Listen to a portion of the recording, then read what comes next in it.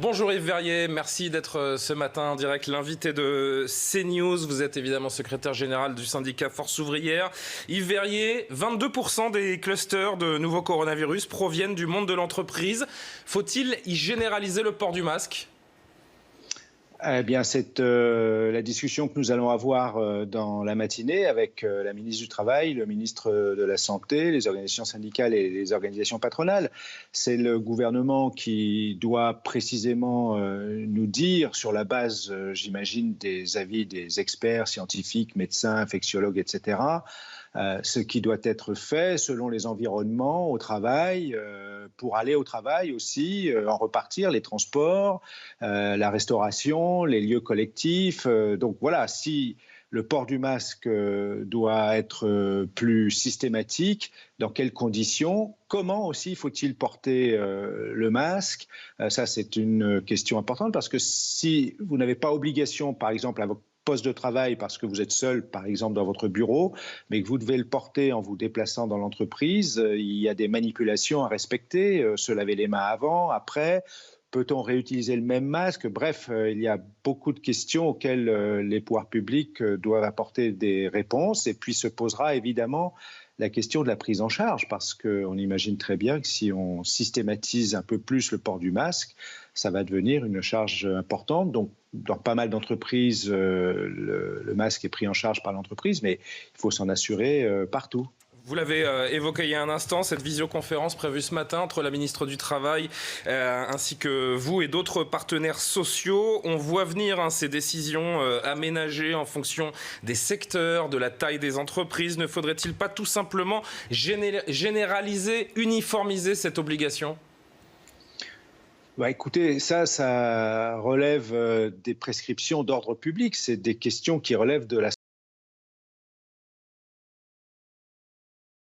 public. Donc ça, c'est au pouvoir public de dire si effectivement c'est absolument nécessaire pour éviter la contraction du virus, la progression de l'épidémie, notamment dans le cadre du travail. Moi, je ne suis pas le spécialiste en la matière, hein. Donc c'est les médecins, les infectiologues qui vont nous le dire. J'ai le souvenir qu'à une époque, on nous disait que le masque n'était pas nécessaire. Ensuite, il est devenu nécessaire dans les transports. Aujourd'hui, il est parfois même nécessaire dans les centres-villes. Donc voilà, c'est les pouvoirs publics qui doivent nous le dire, ça. Le masque est un défi, Verrier, pour les petites et moyennes entreprises, notamment 15 jours pour se mettre à niveau, c'est possible ? Je pense que tout doit être mis en œuvre pour que ce soit réalisé. Si on nous annonce qu'il faut absolument porter le masque, mais que tout n'a pas été fait pour qu'on puisse le faire dans les conditions requises, là, il y aurait un vrai problème. Donc j'imagine que... On va voir ce matin ce que le gouvernement va nous dire. Moi, ce que j'attends aussi, c'est qu'on donne les moyens aux représentants des salariés, des personnels, puisque malheureusement, les commissions hygiène, santé, conditions de travail qui s'occupent de ces questions justement de santé au travail avaient été réduites dans leur capacité d'intervention par les ordonnances travail. Donc moi, j'attends à ce qu'on redonne les moyens au dialogue social, aux représentants du personnel. Et d'ailleurs, j'invite les salariés soit à se syndiquer, soit à se rapprocher du syndicat, soit, quand il n'y a pas de syndicat, à contacter nos représentants dans les départements. On a mis en place une FAQ sur le site internet de Force Ouvrière où on trouve beaucoup d'éléments de réponse, mais il faut absolument que les représentants du personnel puissent s'assurer que les consignes d'ordre public, de santé publique, sont effectivement mises en œuvre dans les entreprises. Ça va demander aussi de regarder les organisations du travail, par exemple. Justement, Yves Verrier, cette question des contrôles, des sanctions pour les salariés contrevenants, elle se pose. La CFC-CGC propose la création d'une instance spécifique dans l'entreprise. C'est quelque chose qui peut être envisageable ? L'instance spécifique, ce n'est pas une instance faite pour contrôler les salariés. L'instance spécifique, c'est ce qu'on appelait justement les CHSCT, les commissions qui avaient en charge, avec des représentants du personnel, de veiller à ce que la santé des salariés soit effectivement mise en œuvre. Il faut les rétablir ? Ben exactement, il faut les rétablir là où ils ont été supprimés, en dessous de 300 salariés. Ils ont été supprimés, ils ont été fondus avec ce qu'était autrefois le comité d'entreprise, c'est-à-dire que ce sont les mêmes représentants qui doivent s'occuper du comité d'entreprise et des questions de santé au travail. C'est moins efficace que ça ne l'était auparavant. Donc on demande effectivement à ce qu'on les rétablisse et qu'on donne les moyens, qu'on redonne les possibilités aux représentants du personnel de remplir cette mission de contrôle, de veiller à ce que les organisations du travail, vous savez, quand il y a eu le confinement, heureusement, dans beaucoup de secteurs d'activité, que les représentants du personnel étaient là, que les syndicats étaient là, pour que puissent être mises en place les organisations du travail, notamment dans les secteurs qui ne pouvaient pas s'arrêter et où il n'y avait pas de protection. On se souvient de l'épisode des plexiglas protégeant les agents derrière les caisses dans les commerces, les supermarchés. Il y a eu des interventions multiples sur l'organisation du travail, le rythme de travail pour pouvoir faire en sorte de respecter ce qu'on appelle les gestes barrières, les distances physiques, ne pas se croiser trop nombreux au même endroit, par exemple au moment de la pause ou de la restauration, étaler les prises de service pour qu'on n'ait pas d'accumulation au même endroit à l'entrée dans l'entreprise, etc. Yves Verrier, la question du télétravail va se reposer également pour éviter la concentration des salariés au bureau. Les syndicats de salariés attendent de pied ferme cette renégociation de l'accord interprofessionnel pour améliorer son cadre légal. Allez-vous en parler avec la ministre aujourd'hui? Qu'allez-vous demander?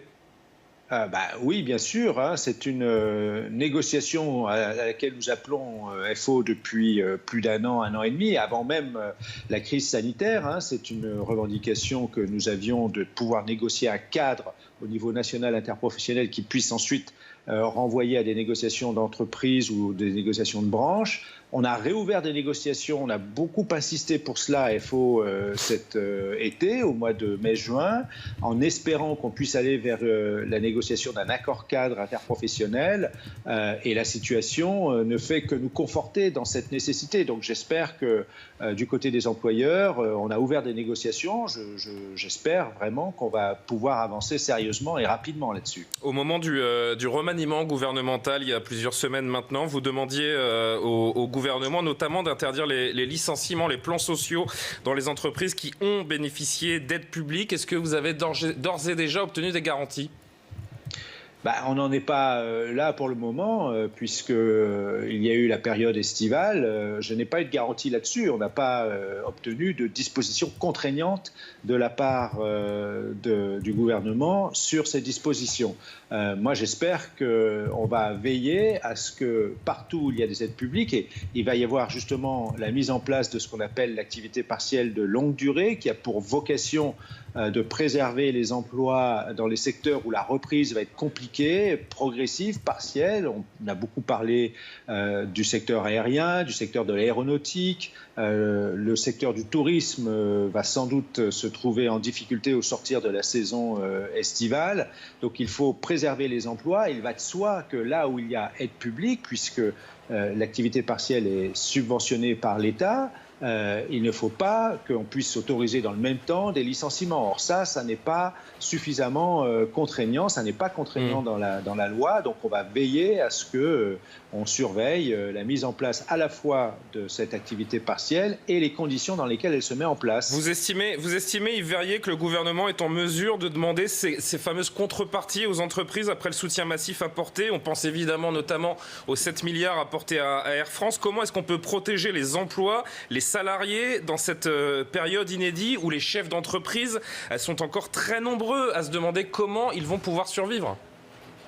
Oui, mais vous savez, on dit que les chefs d'entreprise vont se demander comment ils vont pouvoir survivre, et les salariés qui risquent de perdre leur emploi et qui auront beaucoup de mal à en retrouver s'ils perdent leur emploi se demandent très sérieusement comment ils vont pouvoir survivre. Et si on installe un cercle vicieux de peur, d'inquiétude, à la fois sur l'activité de l'entreprise, sur l'emploi, sur le salaire, on installe un cercle qui est celui d'une récession qui sera défavorable à une reprise de l'activité. Il faut donner confiance à la fois aux salariés comme aux entreprises, bien sûr, mais il faut donner confiance aux salariés. C'est pour ça que nous insistons sur la nécessité de protéger l'emploi et de protéger les salaires. Il ne faut pas installer une double crainte pour les salariés sur leur emploi et sur leur salaire.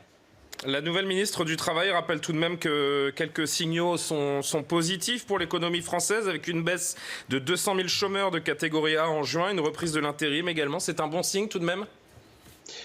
Bien, il y a eu des effets de vase communicant entre les catégories B et C, c'est-à-dire les demandeurs d'emploi en activité réduite qui ont des petits boulots mais qui cherchent à compléter ou à trouver un CDI, et les demandeurs d'emploi en catégorie A qui n'ont pas du tout d'emploi.